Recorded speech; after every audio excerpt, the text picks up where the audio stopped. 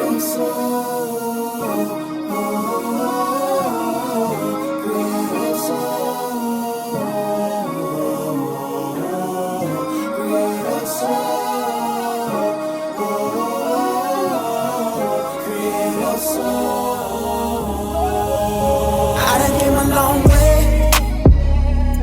only taking one step at a time towards healing myself.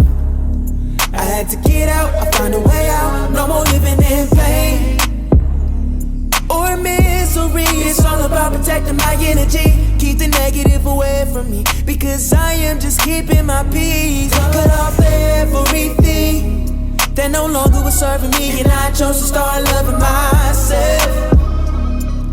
I walk in my purpose, no looking back, I'm only going with it. B.O. standing there, a better version of me. I must say that I'm proud of me. It's not about how you feel, I'm living proof that God is real. So let me show you how to heal. Damn it, I'm wearing it well, cause I came a long way. My journey isn't yet complete, that's what it look like to heal. Damn it, I'm wearing it well, I'm proud of myself. It's nothing to it, you can do it, all you gotta do is just fight through it. Creative soul, creative soul, creative soul. Just fight through it. Creative soul, creative soul, creative soul, creative soul, yeah, yeah.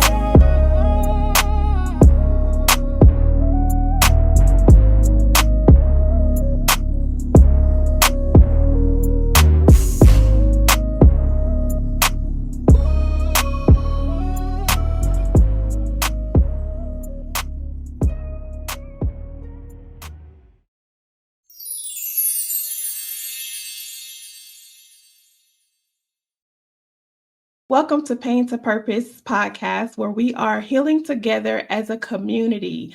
Today we are on episode 4 and we are talking about domestic violence. Our guest today is Ms Diva. Let's welcome Ms Diva. Ms Diva, how are you today? I'm doing well. I hope you are. And thank you so much for having me on your show. I'm so excited. I'm glad to have you on the show. So Ms Diva, can you give us a little bit about yourself? Well, I am a poet, a preacher, a nana, a mother, a writer, a woman living in the world, just trying to navigate this thing safely, because, you know, none of us don't get out of here alive. Yeah, I see you wear a lot of hats. Very busy. I do. But it's at my age, I have realized that it's more important to do things that make you happy and bring you peace than, and I wish I had figured this, achieve things and amass things. If you live your life and you live your life authentically, everything that you are supposed to have will find you. Everything. Amen. I like that. So I know that you're an author. Can you tell us what got you to writing? What inspired you to write? I love words. When I was a little kid, if I heard a new word, I would ask my mother how to say it, how to spell it, and how to use it in a sentence, the correct pronunciation, because I've always been a stickler for that. I don't know where that came from, but I used to literally sit down and read the dictionary. And that's what gave me my love of words, reading the dictionary. And it's just been, words have been such a big part of my life. So I write, I speak, I sing, I act, everything involving words. Okay, that sounds amazing. So can we get your story of what happened as far as the domestic violence? Okay, well, it started actually in 1984, if you can believe that, when I was in AIT, Advanced Individual Training in the Army. And I met this guy and we dated, and then we went our separate ways and never saw each other, but I was pregnant.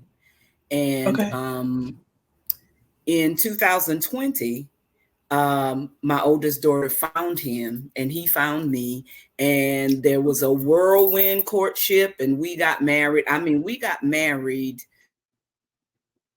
within, let's see, like 4 months of coming back into each other's lives.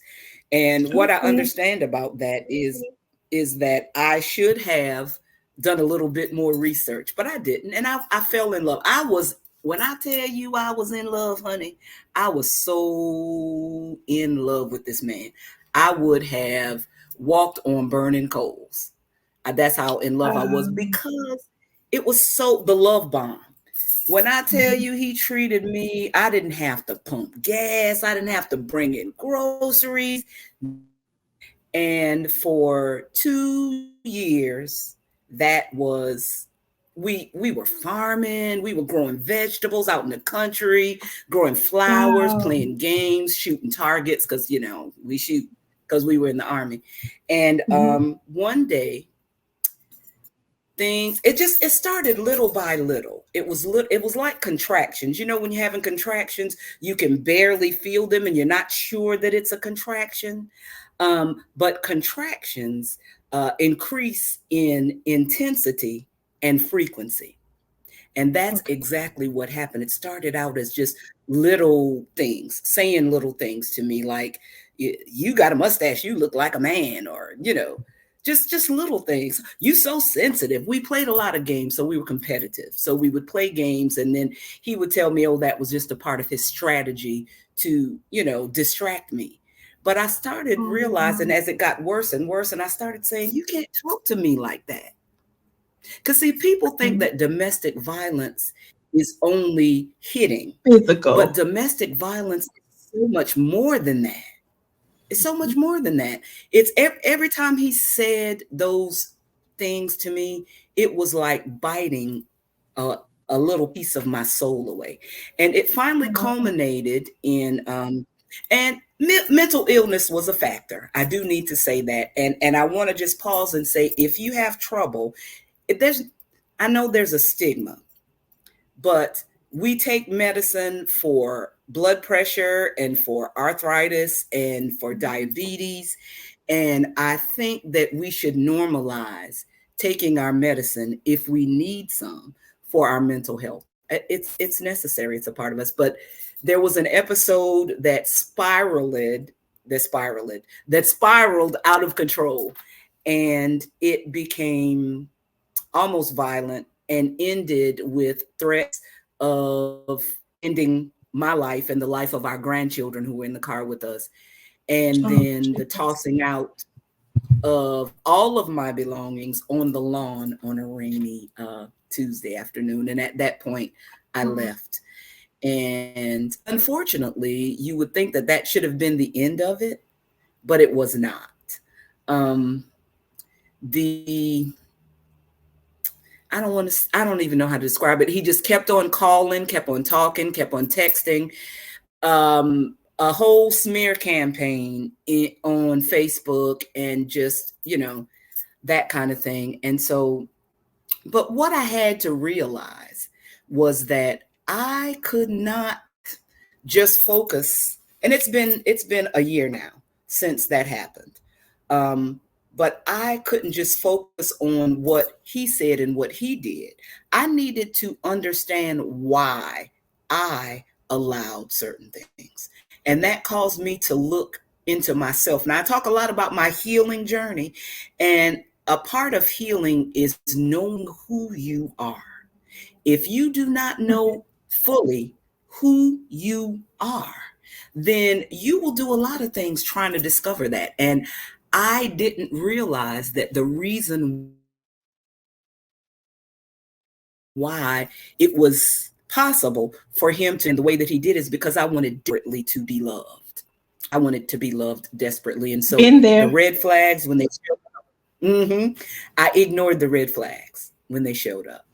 And then when it got to the point where I could no longer ignore them, I had begun recording conversations because he would have me doubting the things that I was seeing and hearing.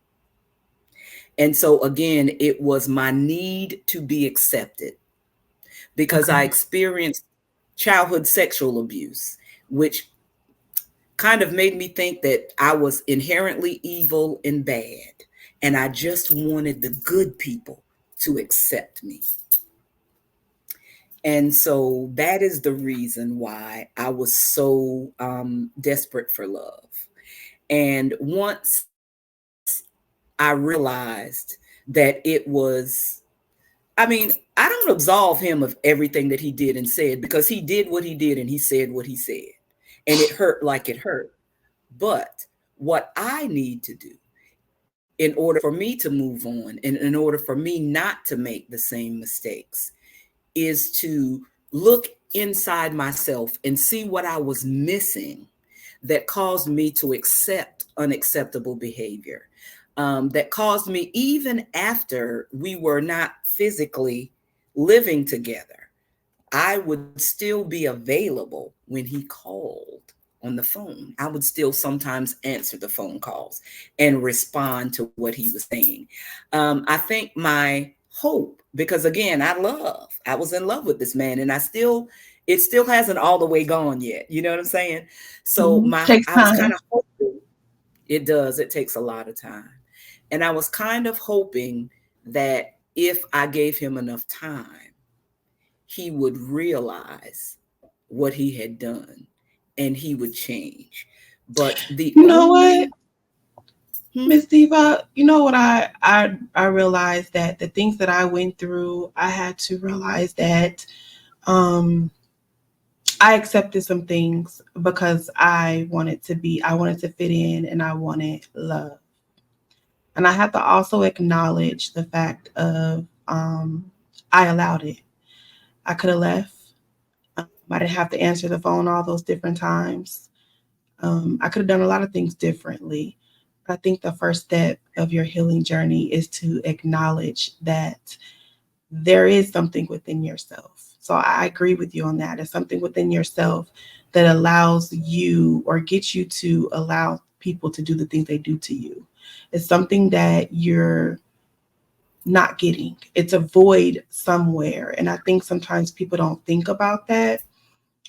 We're wanting something. It's something that's missing. There is a void. And so I totally agree with you on that. being on my healing journey, I realized that I had to try to understand myself. You can't really heal if you don't know who you are. You're not going to move forward. You'll stay stuck in your pain. And it's so interesting that the name of this podcast is Pain to Purpose, because I always say there is a purpose for your pain. And I will not allow any pain that I have to be in vain. So I admire you for writing a book and for telling your story because Thank you. you want your pain to have purpose. And it's Absolutely. really, so many people don't, we live in this society where we want everything to look a certain way. Mhm. And we present the package. Yeah. But that's why I always talk to people about being your authentic self. When you are 100% who you are all the time in every situation, you ain't got to worry about nothing. If people like you, they're going to like you. If they don't, they don't. If they're going to respect you, they're going to respect you. But just like with this situation, as much as I loved him, I had to understand that what was going on in our relationship was hurting me. It was diminishing me.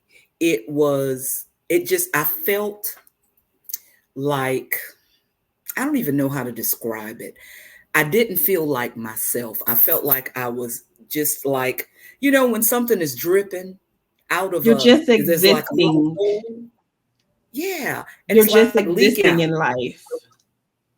The real me was leaking out, just a little bit at a time. And I had to do something to stop it. So leaving was hard. I didn't want to do it. I stayed after the incident occurred. I stayed 2 more days because I didn't want to leave. I didn't want to start over. I didn't want to, start from scratch. But starting from scratch sometimes is the best thing that can happen to you, because Yes. it allows you to remove the distractions and be able to hear your inner voice. And you need to be able to hear your inner voice, because that's how you measure. That's your gut talking to you. You got to check your gut. When your gut ain't feeling it, you got to let it Something go. ain't Your gut right. is telling you for a reason. You know, our bodies are created in such a way, so creative. We are created in such a way that our bodies will respond in certain ways when things aren't right. We can ignore them if we want to. You know, when you get the bubble guts, I told you I talk about anything. When you get the bubble guts, that's because that's anxiety. That's something in your body telling you, unless you ate something that was real bad, but that's your body telling you something is not right. Right. Hmm. And we I have to agree. listen to it. We have to listen to that. And I'm sorry, I gotta sip this is my favorite beverage. I shouldn't be drinking it, but You're I love it. okay. You're okay. What I learned is the way you allow people to treat you is the way that you feel about yourself. And so I started thinking, like, man, I was feeling really low about myself because I've allowed so many things that I did not have to allow. And so I'm learning to create boundaries. Like, even though I created them before, but I didn't stick to them, and I would let certain people come back in. And what people don't understand is, even through your healing process, or even when you forgive a person, that doesn't mean that I have to sit down and eat steak, rice, and peas with you. I forgive you, I love you, but I don't have to give you that same version of me. You can't expect that from me, or you can expect it, but that doesn't mean that you're going to get it. People don't understand that. So I'm learning to create boundaries, to Yeah, stick to those boundaries, and to try to stay away from the people that messes up with your peace, that bothers your peace. yeah. Because you hit the nail on the head, because nobody will treat you worse than you allow yourself to be treated. Because we teach Mhm. people how to treat us by what we allow. And Mhm. so, and I think that in our society, we are indoctrinated as women to believe that we are incomplete until we are in a relationship. And while relationships are beautiful and we are created for interaction with each other, we're hardwired for community and social interaction and love and things like that. Mhm. But we can't just accept the first thing that comes along. When my ex came to me, when we got back together, I had been alone. Well, not in a relationship, not alone, but not in a relationship for so long. And I Mhm. longed for it. I wanted it. I craved it.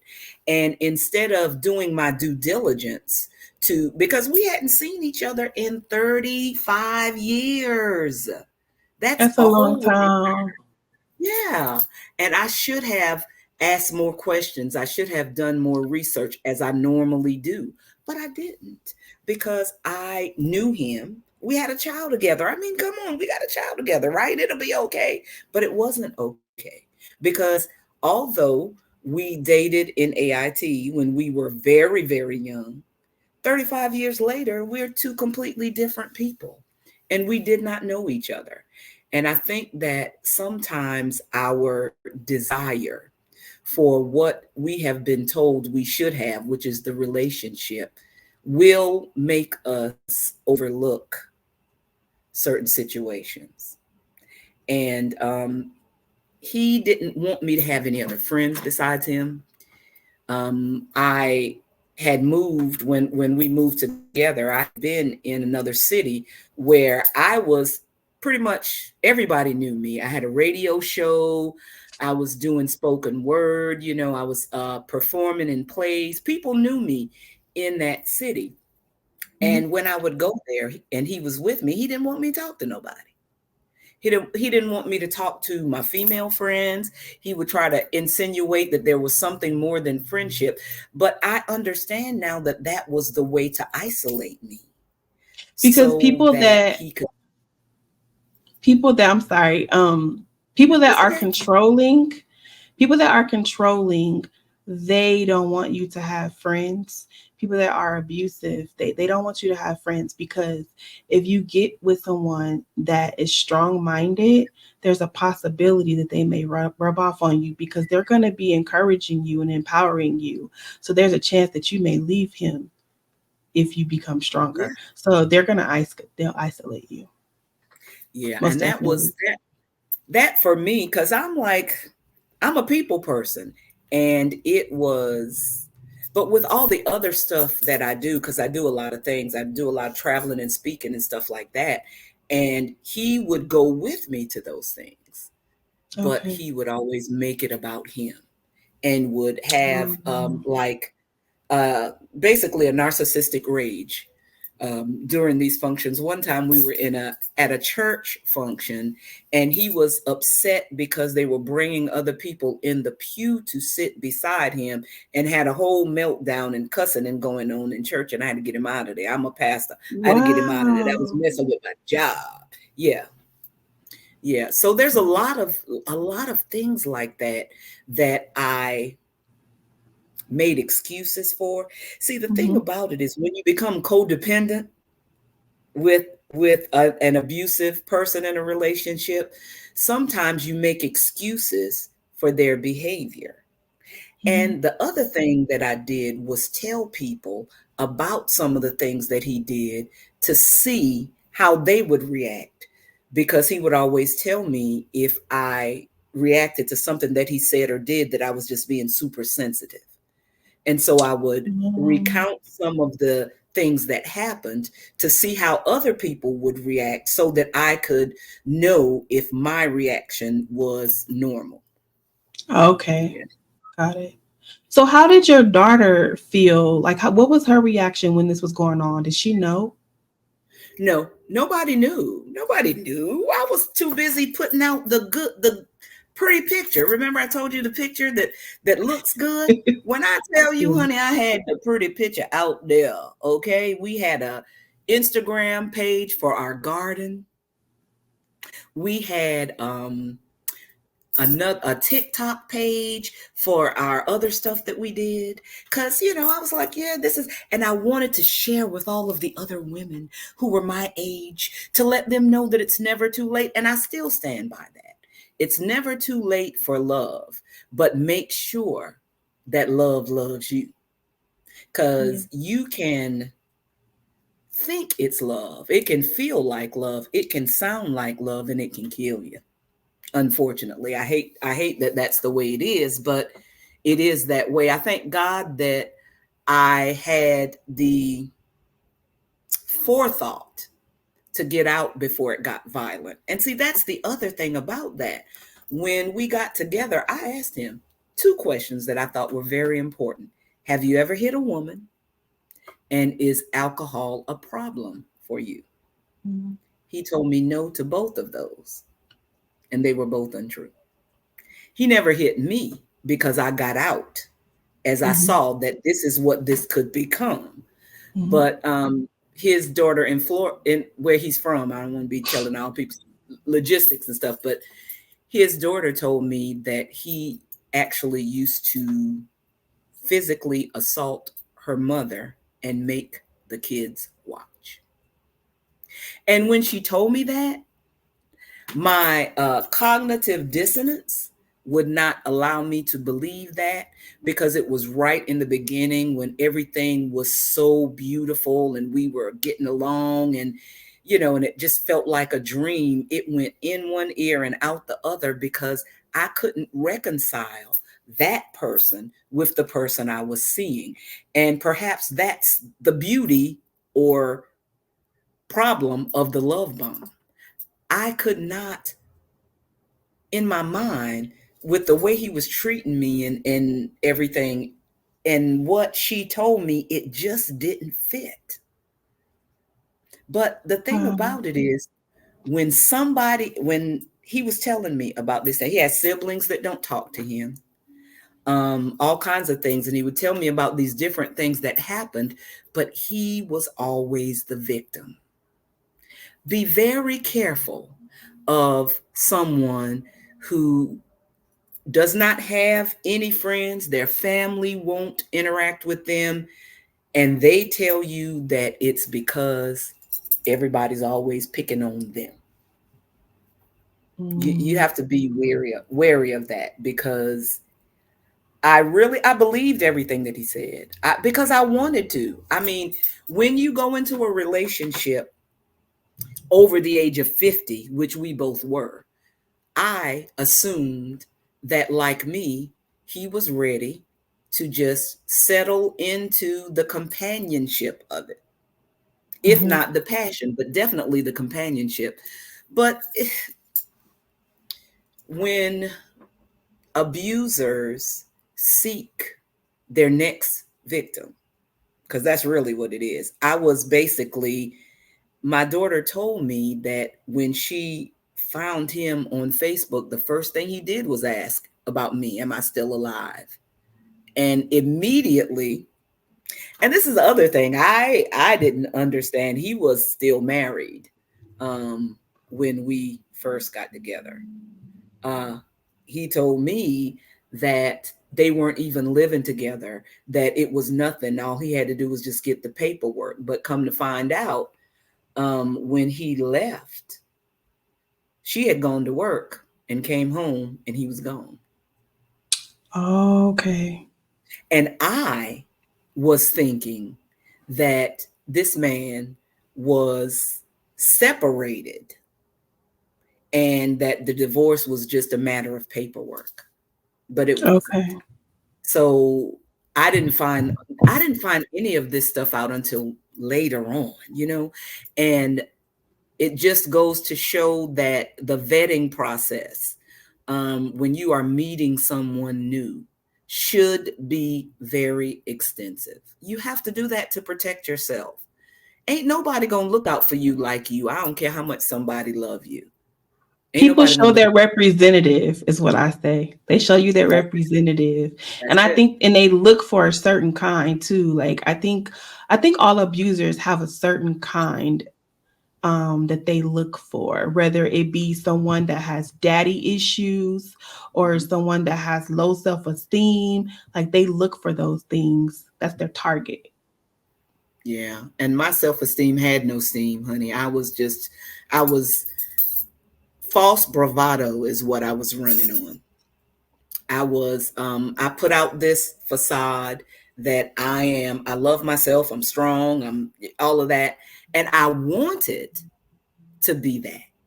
But Mhm. that at my core, because of the childhood sexual abuse, I really felt like I was not good enough, that I would never be good enough, that there was something inherently wrong with me and in me.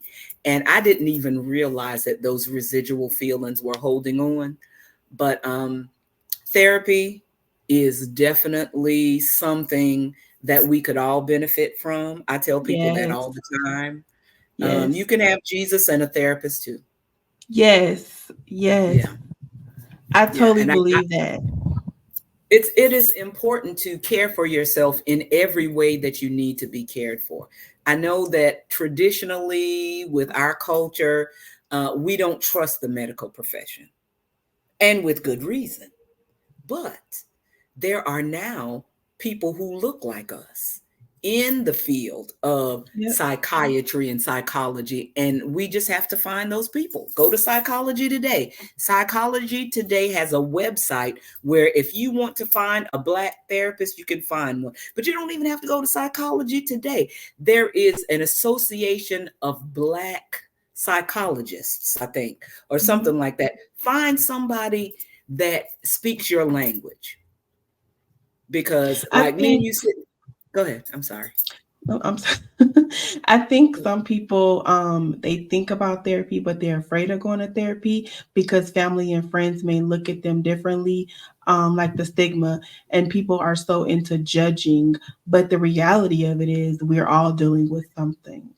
It's just some And of us we we've gotten to a point where we talk about it and other people are still pretending, they're still showing their representative to other people.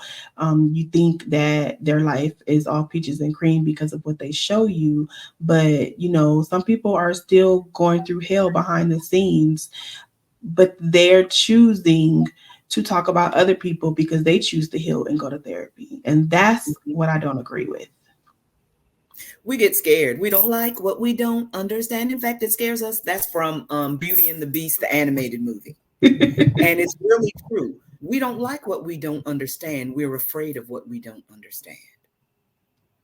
And sometimes we're even afraid of ourselves. I know I have been afraid of myself for years. I've never been afraid to fail or fall flat on my face because, honey, I've done that a lot of times. But when it comes to doing those things that will lead me to the life that I want, sometimes it's scary because it requires you to be sure of yourself and what it is that you want. And you know that people will try to talk you out of it. And Yep. especially when I have two businesses, and I have one that's a nonprofit. It's called Divatude Ministries.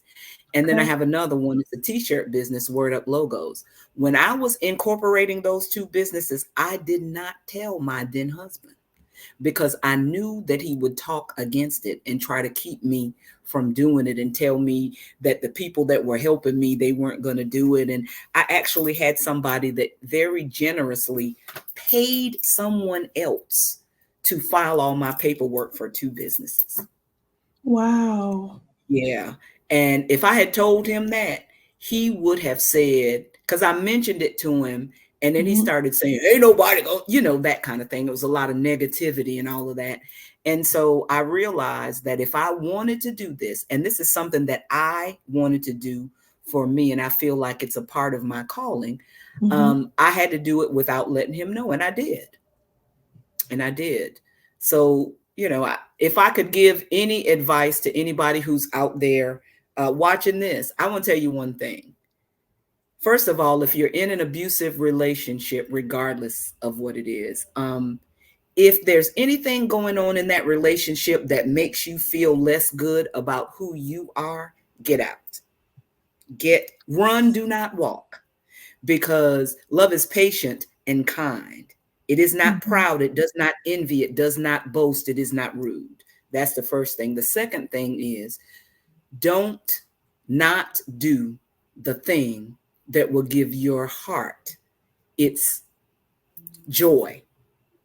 Don't not do that because somebody else told you you were too old. I graduated from college with a bachelor's degree in psychology at age 51.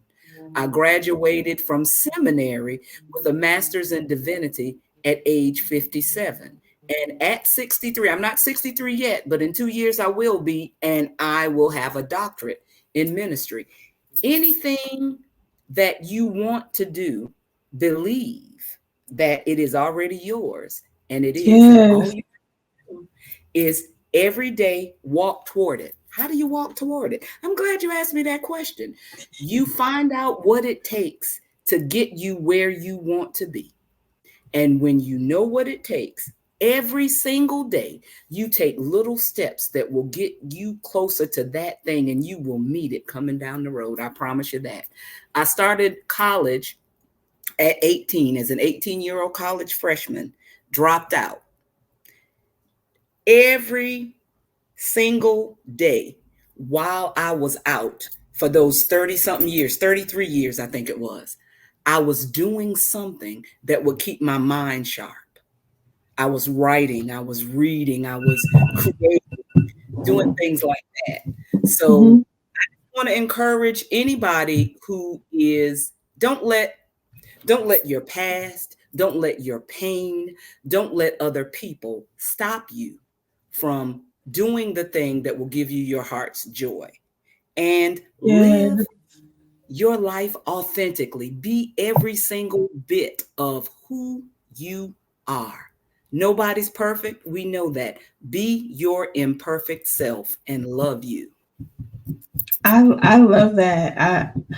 I was excited about having you on the show. Just hearing everything that you've been through and the things that you've been working on. I think this is so amazing. And a lot of people think that domestic violence come with a name or a certain age, and it can happen to anybody. There's no age on it. It can just Mm-mm. happen to anybody. You can be a teenager, you can be an adult, you could be a little kid, you can be a senior citizen. It doesn't matter. It can happen to you. And it's so important for us to get together as a community and acknowledge that, and to help each other, empower each other, help each other grow and get through these struggles, and not belittle each other because we've been through it, or because we've allowed certain things to go on for so long. So I'm very grateful to have you on the show. I'm grateful that you were willing to come on and share your experiences and drop some knowledge. And this is not just for my audience, because I learn too from the people that come on the show. So Yeah. I'm excited. I'm really excited about having you to come back on and talk about all the other things, all the other topics as Listen, well. call This me. is I'll come back amazing. anytime. Anytime. This And this thank you so is much this for is having me. definitely. Oh, I'm very grateful, very, very grateful to have you. So thank you for coming on. But can you tell us how you actually got out? Oh yeah, that's a very interesting story. So that this was the Tuesday after the incident occurred on Sunday. So I was Okay. talking to my daughter on the phone, and he got angry because I was talking to my daughter on the phone for so long.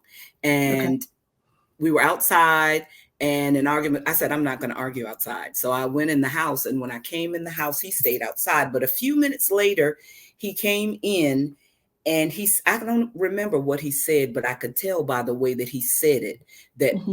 he was about to start spiraling. So he went out in the backyard. Yeah, he went out in the backyard and was working with wood in the little house he had out there. So I'm peeping through the kitchen window.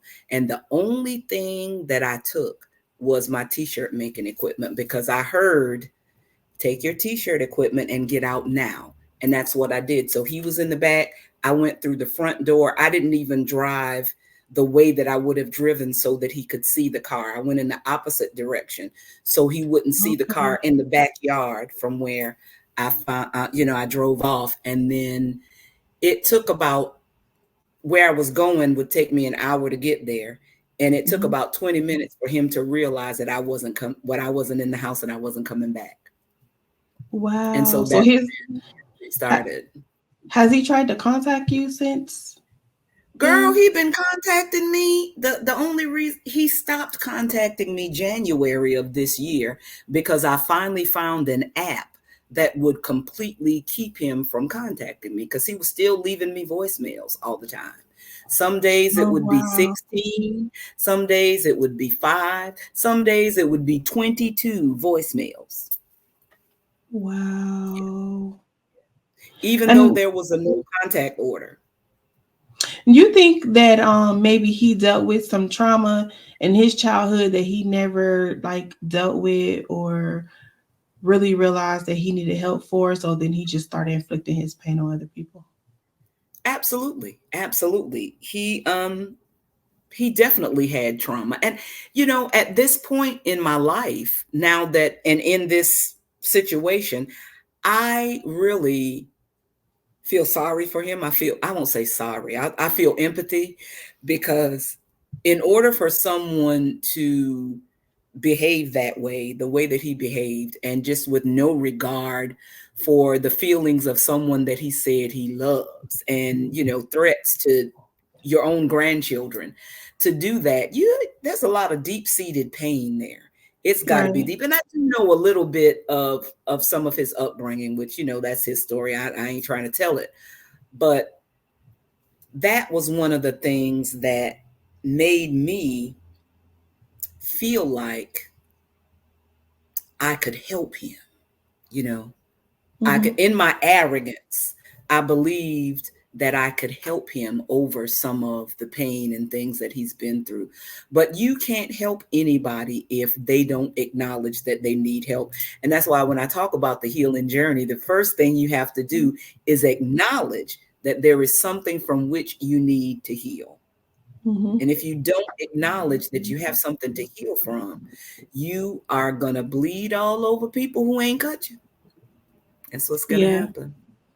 I Yeah. definitely had to acknowledge that there's a lot of things that I have not healed from, that like when I was writing the book, there's some things that I forgot about, and there's some things that maybe I suppressed that came up while I was writing my book, and I had to deal with that. And sometimes I didn't want to write. Like, I would put the book down. I'm like, I don't want to write no more, because I was hurting. I had to relive those things.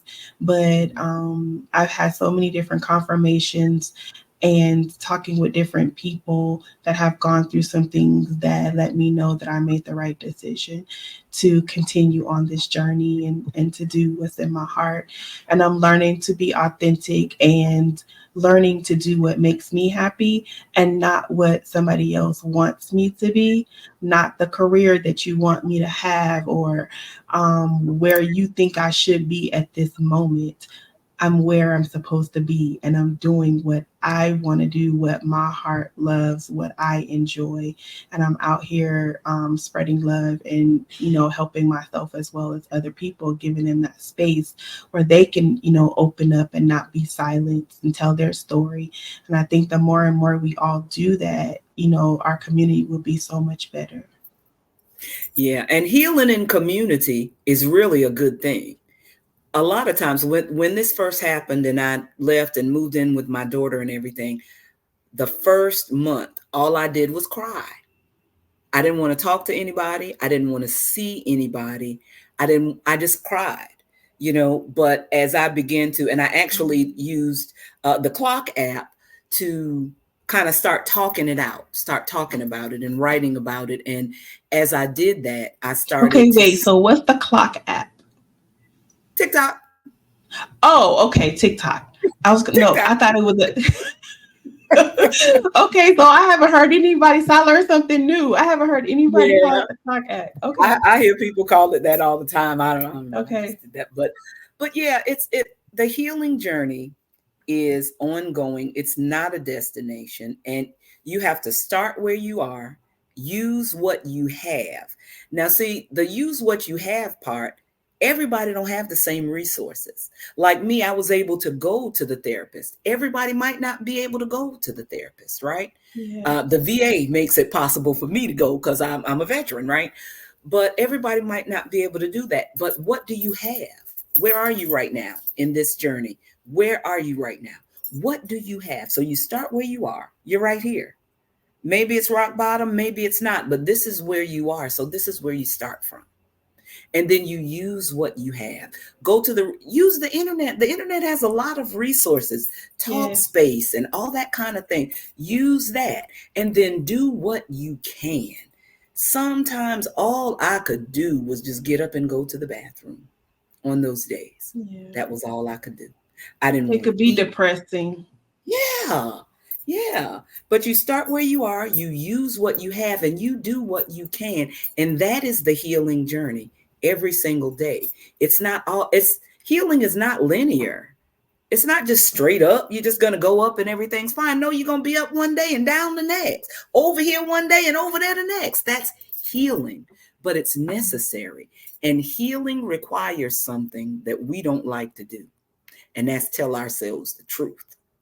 Yeah. When you healing, you got to be honest with yourself. I had to admit that I was desperate for love. I hate that word. I hate saying it, but I was desperate for someone to see me and know me and accept me. And initially, that's what he gave me. Yeah. And when he started to take it away, I craved it so much. So we have to know that about ourselves. If I had known that about myself before it happened, it may not have happened. But I know it now. I ain't finna let it happen again. Mm-mm, mm-mm. But that's That is life. There are a lot of things in this life that are going to come, that will be painful, that will be disconcerting, that we won't understand, that make no sense, but that's life. Yeah. And what do we have to do? We got to keep living. When I lost my dad, um, I knew that I had to keep living. And when I tell you that that was a man that was, he was a pillar of the community, literally. He was 88 years old. There were so many people that came and told me about how he was the only father they ever knew and how kind he was and how he gave good advice and all those kinds of things. And life without him is different. But because I loved him, because he loved me the way a father should love a daughter, I knew that I could go on living. But sometimes when life changes, we have to accept the fact that it is different. After COVID, the world is not going to be the same as it was before COVID. Right. It's never going to be that way again. We're never going to shop the same way. We're never going to go to church the same way. We're never going to go to concerts the same way that we did before COVID, because now COVID is a part of the world. And so when things come and things happen, like I was a little bit angry at God for a minute when this relationship, because I'm like, now wait a minute, I thought this was you. You bring somebody back into my life after 30 something years. I just knew this was you doing this. Now how you gonna take this away from me? But I had to again look inside myself and find the truth of that statement. All of the red flags that I was seeing and ignoring, I was getting the message, I just didn't want the message. So if you find yourself in a relationship, and I'm going to say it again, I know I said it before, but it bears repeating. If you're in a relationship and it makes you feel less good about who you are and what you do and how you look and how you wear your hair and the size of your feet and your nose and your teeth and all of that, if somebody is picking on those things, that is abuse. It is abuse. It is abuse, and it will slowly diminish who you are.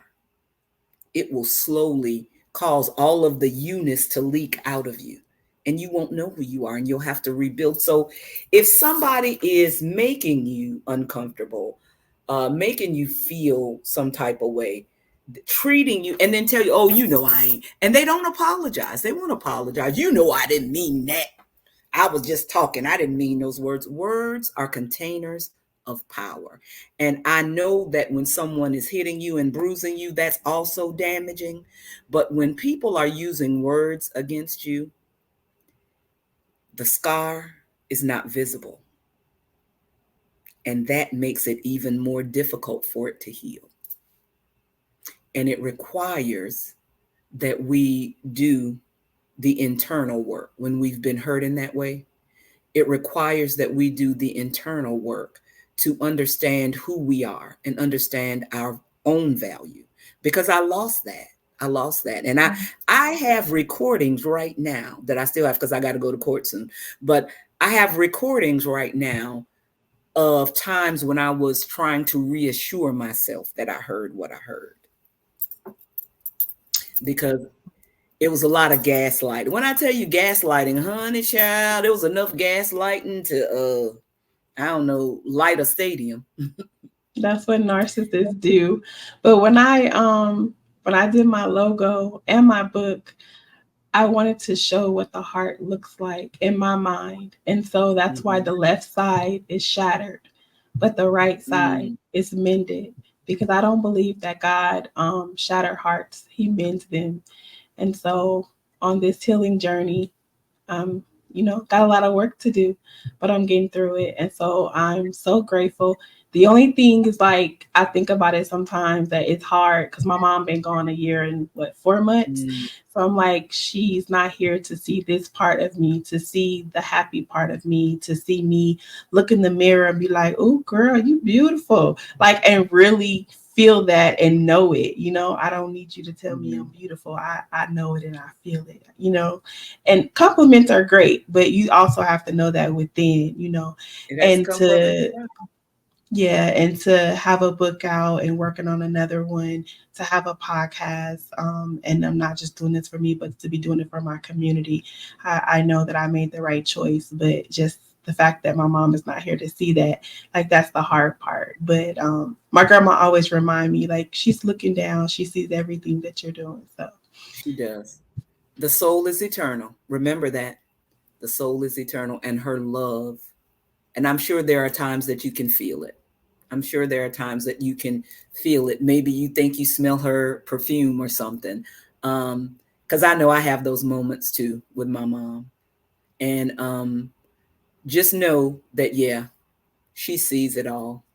And she's so proud of you. She's so proud of you. She's so proud that you stepped out on faith and started doing what brings your heart the most joy. Because that's all, you're a mother, you know, that's all we want for our kids. yeah, And when to we be see it, we're happy. so proud. Yeah. Yeah.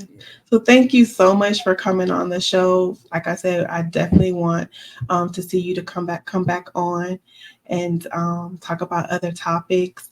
Definitely want to put your information in on the chat so that they can know where your books are located. So let them know what books you have and where they're located before we end. Okay. I have 12 books or 13, 12 or 13 books, and they are all on Amazon. They are under my name, Deirdre Parker.